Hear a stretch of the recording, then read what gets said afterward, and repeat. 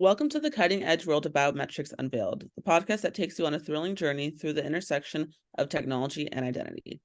So, what exactly is biometrics? According to Army biometric applications, a biometric is any measurable, robust, distinctive physical characteristic or personal trait of individual that can be used to identify or verify the claimed identity of that individual. So what does that mean? In layman's terms, biometrics are the use of your physical makeup in ways to verify your identity. Biometrics are a very interesting piece of technology that we can forget how invasive it can be. Either way, biometrics is a piece of technology that is not slowing down with progress and use. Soon we'll be seeing full body scanners like in the sci-fi movies. We just might. How exciting. Let's move on to tracing back the roots to the beginning of biometrics. I was just gonna ask that. How did biometrics start? Well, you'd be surprised to know that biometrics dates back centuries. People use things like fingerprints and handprints. It's like the OG biometric authentication. For sure, but how did biometric change as time went on? If we fast forward to the late 19th century, we meet Alfonso Bertolini. He introduced something called atherometry, which allowed for measuring physical characteristics for criminal identification. That's so cool. Now tell us, where else can you see biometrics being used in today's society? Well, nowadays, biometrics are everywhere. It's at border control, it's in your smartphones, even at your local grocery store checkout. It's basically part of our everyday lives. Incredible. How do you envision the future of biometric authentication? The future is incredibly exciting. I imagine unlocking my phone or my front door with a simple glance or phone command without fumbling for my keys or password.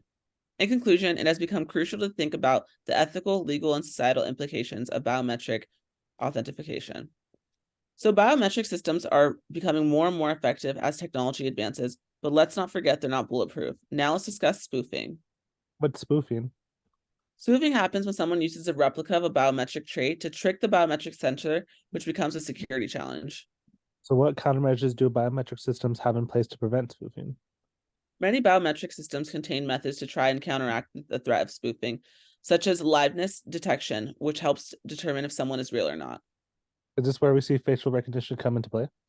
Yes, exactly. For instance, we see facial recognition technology in smart gates at airports to aid in entry processes.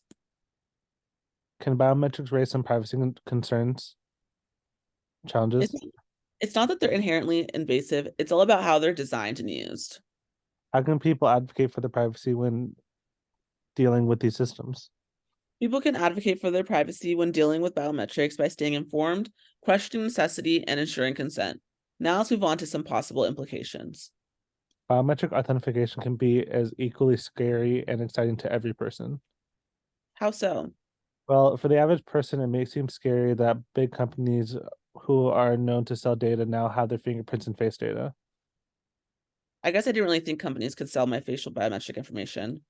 Yeah, according to Ovid, companies can do this thing where they collect your data for one reason and they use it for unrelated purposes. It's called functional creeping.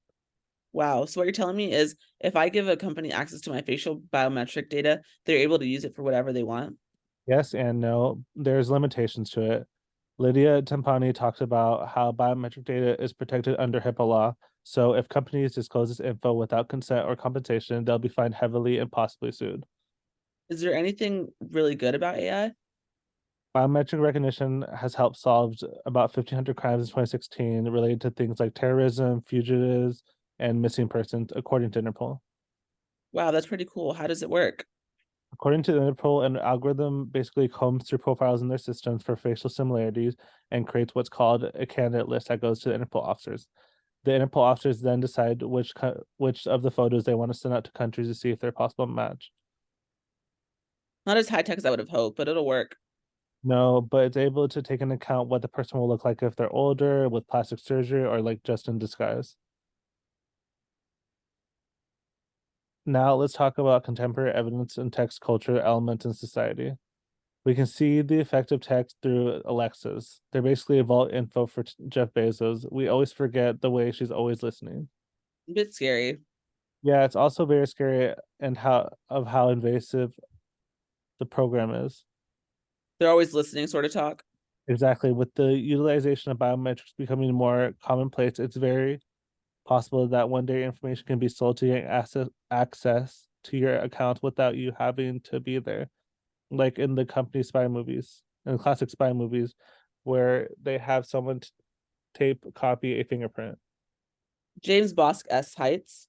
You joke, but I'm sure there's someone out there that has exactly that thought. And due to the impact of the fictional piece of technology becoming a real right before our eyes, now it's time to talk about advancements and predictions. Biometrics is a booming industry, and according to the TMR study, they projected that the market would increase to 136.18 billion by 2031, and biometric authentication for payments would double by 2025. That's pretty interesting. What do you think is going to be the next advancement in biometric authorization? It's hard to get an idea where biometric recognition is going because new technology comes out every day. The Hyperverge talks about how companies have been experimenting with the use of markers such as odor recognition, DNA signature, and hand geometry. These personal signatures are a lot unique and hard to replicate, offering a more secure form of biometric authentication.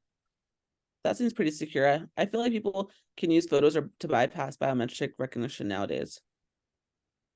Face ID has come a long way. Now that really isn't a problem. Biometric authentication is beginning to evolve in a way that has made it a lot harder to bypass. There will always be ways to bypass it, but as technology becomes more evolved, it becomes more secure and it allows it harder to gain access.